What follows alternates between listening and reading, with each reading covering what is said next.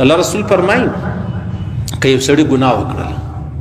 د ګناه څخه مابعد په زړه کې دا سو چې یاره ځم به پسې روزه کې به ځم یا به ځم فلاني پیر لره پر لاس به بیعت کوم یا به ځم مطلب اودس به وکړم مسجد کې به 2 رکعاته نفل وکړم د الله رسول فرمایي دی راغلی نه دی توبه یې ایستلې نه ده اودس یې کړی نه دی سې روزه یې لګولې نه ده پیر لره ورغلی نه دی پر لاس یې بیعت نه دی کړی 2 رکعاته نفل یې نه دی کړی صرف په زړه کې دا خبره راله الله رب العزت یې معاف کړي صرف دا خبره په زړه کې راوګرځېدله چې یاره بس ځم به د الله سره معافي وغواړم او عجبه خبره دا ده دا معافي نه ده معافي دا شرمندګي ظاهرول سړی وشرمېږي د الله په دربار چې یار غلط کار راسه وشو دا سړی په خپل زړه کې نادم وي چې یاره پښیمانه وي چې دا به دا پښیماني دا توبه ده په خوله نه غواړي چې زما توبه ده زما توبه ده دلته دا زما او ستا زړګی نه دي دغه ما او تا ملامت کړي تا خو نه غلط کار وشو تا خو بد کار وشو تا خو ښه کار ولا سوی دی دا زما او ستا ضمیر ما او تا ته وایي چې یاره پښیمانه به دغه توبه ده او د دې چې دا ما تا په زړه کې راوګرځو چې ځم به د الله څخه معافي غواړم راغلی نه یې الله رب العزت بیا ورته ته معافي وکړي پر دې تورې باندې ورته ویلې وایي اذا اسأت فاحسن چې کله یو ګناه در څخه وسوه فورا نیکي پسې کوه یو ګناه در څخه وسوله فورا نیکي پسې کوه نو ولې و هغه وجه دا ده چې هغه آیات شریف و چې ان الحسنات یذهبن السیئات دا نیکي چې ده دا ګناه میټاوي اوس عجبه دا د الله رب العزت چې ما ته یو وار وایي سبحان الله د دې ثوابونه الله یو په لس راکوي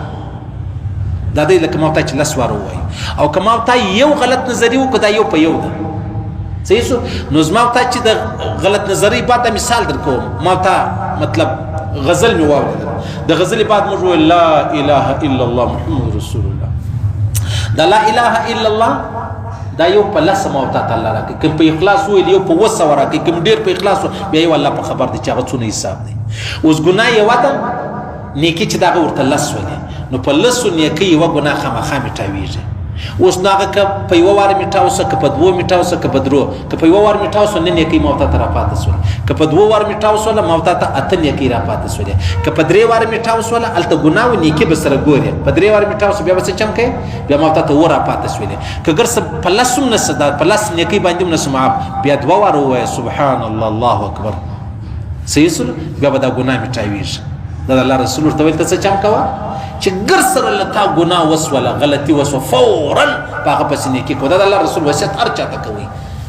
د ګناه څخه مابعد چیش کوه نیکي کوه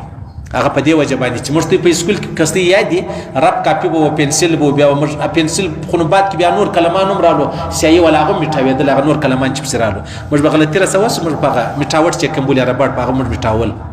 میټاو به مکاو چې دغه نیکي چې د بعینه دا میټاوټ دغه رباټ دی د پنسل د پاره پنسل مرته یو شی ولیکو یعنی زموږ څه ګناه وسوله دغه نیکي چې دغه چیش کیږي هغه ګناه را میټاو کی سبحان الله الله اکبر دا زموږ د دین نبی امتیان موږ د امر چې ارسات کوي محمد رسول الله وایو هغه دغه ځای نو څه کوه چې نیکي وکړله ګناه در څخه وسو فورا نیکي پسې کوي صحابي ول یا رسول الله کزه دا وایم لا اله الا الله محمد رسول الله دام نیکي ده ول دا ته نیکي سر دی تر دې غټه نیکي ګرځنسته صحیح سو